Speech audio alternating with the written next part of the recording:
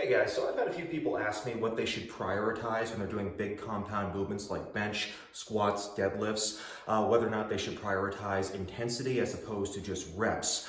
They want to know, like, should I try to get more weight on the bar? Should I try to get both more reps with the same amount of weight? And I'm here to tell you that both will work, and people put a little bit too much emphasis on one thing or the other when both are effective. I mean, when you want to get stronger at the gym, what you want to emphasize is progressive overload. So if you're at the gym 1 week and you're able to squat, let's say 315 for 3 reps, and then next week or a couple weeks later, you're able to squat 325 pounds for 3 reps, then guess what? You've gotten stronger. And conversely, if you're able to do the same weight, and then a couple weeks later, you're able to do that same weight for 5 reps, you've also gotten stronger. Now, if you want to become really, really strong, you probably do want to prioritize intensity. After all, I imagine that nobody has achieved like a 600-pound squat or deadlift by doing just 20 reps all the time.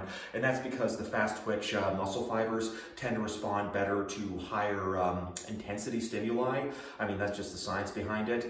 And when you're talking about like the slow twitch muscle fibers, those are a little bit more mitochondrial dense, so they respond better to low intensity, more prolonged oxidative based training. But nevertheless, if you want to go to the gym and do more reps one day, don't let anyone convince you that's not effective. I mean, if you're doing like the same thing, if you're always trying to prioritize like getting more weight on the bar, getting 5 pounds every single week, eventually you're going to burn out and plateau. So it helps to add like some sort of new dynamic to make the movement challenging in a different way, like adding more reps or adding more sets. So that's why today we have 230 pounds on the safety squat bar. Now, if you're going to do high volume training, I highly recommend a safety squat bar, because if you're doing something like a barbell, you have to really retract the scapula, and after a while, your scapular retractors will get a little bit fatigued, and you may even feel some numbness in the arm. But the cool thing about the safety squat bar is that it kind of allows you just to relax your shoulders a little bit, and you can focus mostly just on the hips and the back extensors while doing the movement. You don't have to worry about your shoulders getting fatigued. And it's also a good tool if you do a lot of pressing work as well. So,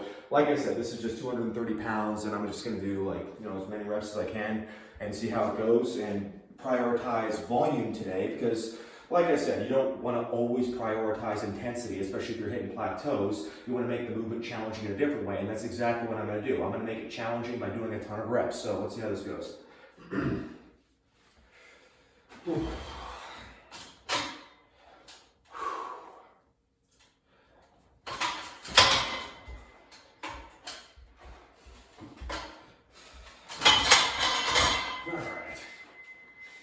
Didn't hesitate for too long that time. Let's see how this goes.